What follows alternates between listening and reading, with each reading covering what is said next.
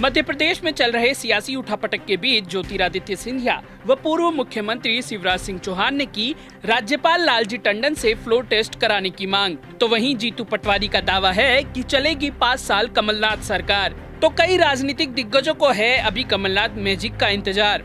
मध्य प्रदेश में floor test में जीत आखिर किसकी होगी, जानने के लिए देखिए पॉलिटॉक्स की यह खास रिपोर्ट। ये है टॉक्स न्यूज नेटवर्क और आप देख रहे हैं पॉलिटॉक्स, राजनीति का कच्चा चिट्ठा। मध्य प्रदेश में ज्योतिरादित्य सिंधिया की फिल्म का क्लाइमेक्स जल्द ही होने वाला है। शुक्रवार शाम ज्योतिरादित्य सिंधिया और पूर्व मुख्यमंत्री शिवराज सिंह चौहान ने राज्यपाल लालजी टंडन से मिलकर फ्लोर टेस्ट कराने की मांग की। दोनों नेताओं ने राज्यपाल लालजी टंडन से कहा कि मध्य प्रदेश की कमलनाथ सरकार अल्पमत में आ गई है। वहीं सिंधिया के बीजेपी में जाने और 22 कांग्रेसी विधायकों के इस्तीफा देने के बाद कमलनाथ सरकार का गिरना तय है, लेकिन अभी भी कईयों को कमलनाथ मैजिक पर पूरा भरोसा है और प्रदेश में किसी चमत्कार की उम्मीद की जा रही है। वहीं मुख्यमंत्री कमलनाथ की पूरी उम्मीदें केवल और केवल संकटमोचक डीके शिव कुमार पर टिकी है। ऐसे में अगर डीके शिव कुमार भी कुछ नहीं कर पाए तो मध्य प्रदेश में कांग्रेस का खेल खत्म है। वहीं बेंगलुरु से लौटे जीतू पटवारी ने दावा किया कि पूरे 5 साल चलेगी हमारी सरकार। बता दें, शुक्रवार को बेंगलुरु में बीजेपी की सेवाओं का लुत्फ उठा रहे सिंधिया समर्थक कांग्रेस के बागी विधायक भोपाल के लिए निकले। एयरपोर्ट पर पहुंच भी गए, लेकिन किसी आशंका के चलते एयरपोर्ट से ही वापस रिसोर्ट लौट गए। वहीं जयपुर में रुके कमलनाथ समर्थक कांग्रेस विधायक और गुरुग्राम में बीजेपी विधायकों की भी जल्द ही मध्य प्रदेश निकलने की संभावना है। वहीं एहतियात बरतते हुए भोपाल एयरपोर्ट पर धारा 144 लागू कर दी गई है। इधर मुख्यमंत्री कमलनाथ भी भोपाल में बैठ अपनी सियासी गणित लगा रहे हैं। इसी कड़ी में सीएम कमलनाथ ने शुक्रवार को राज्यपाल लालजी टंडन से मुलाकात की और सिंधिया समर्थित 6 मंत्रियों को हटाने के संबंध में पत्र राज्यपाल को सौंपा। मुख्यमंत्री के सलाह को मानते हुए गवर्नर ने उक्त 6 मंत्रियों को हटाने पर सहमति प्रदान की। दूसरी ओर कांग्रेसी नेताओं के आत्मविश्वास को देखते हुए माना जा रहा है कि बेंगलुरु में डीके शिव कुमार या तो अपना काम कर चुके हैं या फिर पुरजोर से कर रहे हैं। अगर ये केवल कयास है तो कमलनाथ सरकार का गिरना आने वाले कुछ दिनों में तय है।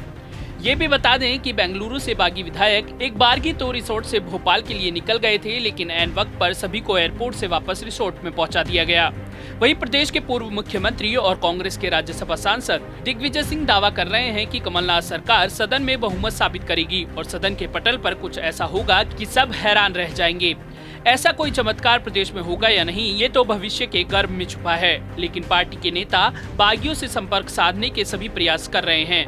मध्य प्रदेश में सियासी संकट को हर संभव टालने के लिए आनन फानन में डीके शिव कुमार को कर्नाटक का प्रदेशाध्यक्ष नियुक्त किया गया। अगर बागी विधायकों को साधने का कोई काम कर सकता है तो वो इकलौते डीके शिव कुमार ही हैं। वहीं बेंगलुरु से लौटे जीतू पटवारी ने कहा कि कांग्रेस के सभी बागी विधायक भी फ्लोर टेस्ट के दौरान पार्टी के पक्ष में ही रहेंगे। बीजेपी नेताओं के कमलनाथ सरकार के अल्पमत में आने के आरोपों को लेकर उन्होंने कहा कि बेंगलुरु जाने वाले विधायक बिके नहीं हैं, वे हमारे परिवार के सदस्य हैं, कांग्रेस के साथ आएंगे। अभी जब फ्लोर टेस्ट होगा तब पता चलेगा कि बहुमत से ज्यादा बहुमत कांग्रेस के पास है। हमारी सरकार 5 साल तक चलेगी।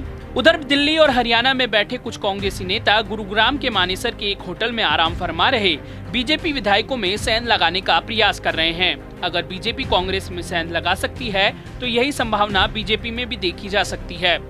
हालांकि इसकी संभावना क्षण भर है। बीजेपी के छुटकबर नेता जो पार्टी से नाराज हैं या मंत्री बनने की लालसा मन में दाबे बैठे हैं, उन्होंने अंतिम समय के लिए पत्ते बचा कर रखे हैं। इसी बीच शुक्रवार को पूर्व मुख्यमंत्री शिवराज सिंह चौहान और बीजेपी नेता ज्योतिरादित्य सिंधिया ने राज्यपाल लालजी टंडन से मुलाकात कर मध्य प्रदेश में 16 मार्च को बहुमत साबित करने को लेकर राज्यपाल और विधानसभा अध्यक्ष से फ्लोर टेस्ट कराने की मांग की है।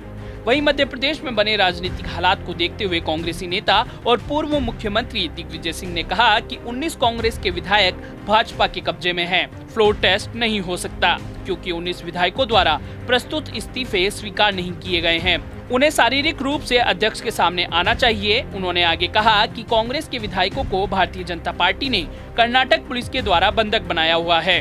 ये तो हुई सियासी गलियारों की बात, लेकिन बहुमत साबित करने की बात तो जयपुर में बैठे कांग्रेसी विधायक भी बड़े आत्मविश्वास से कह रहे हैं। मध्य प्रदेश ही नहीं, महाराष्ट्र और हरियाणा में भी ये बात जोरों शोरों से चल रही है कि कमलनाथ कोई न कोई चमत्कार करने में सफल साबित होंगे। ये कुछ ऐसा ही होगा जैसा हाल ही में महाराष्ट्र में हुआ। महाराष्ट्र में सब कयासों को पीछे छोड़ महाविकास आघाड़ी सरकार बनने की ओर अग्रसर थी। यहाँ भी एक बार तो ऐसा समय पलटा कि अजीत पवार बीजेपी से जा मिले और आनन फानन में बीजेपी की सरकार बन गई। उसके बाद राकपा प्रमुख शरद पवार का पावर मैजिक पूरे देश ने देखा और फिर क्या हुआ सब जानते हैं। 2.5 दिन की सरकार चलने के बाद गिरी और फिर 3 पार्टियों ने मिलकर सरकार बनाई, जिसकी दूर दूर तक कोई संभावना नहीं बन रही थी।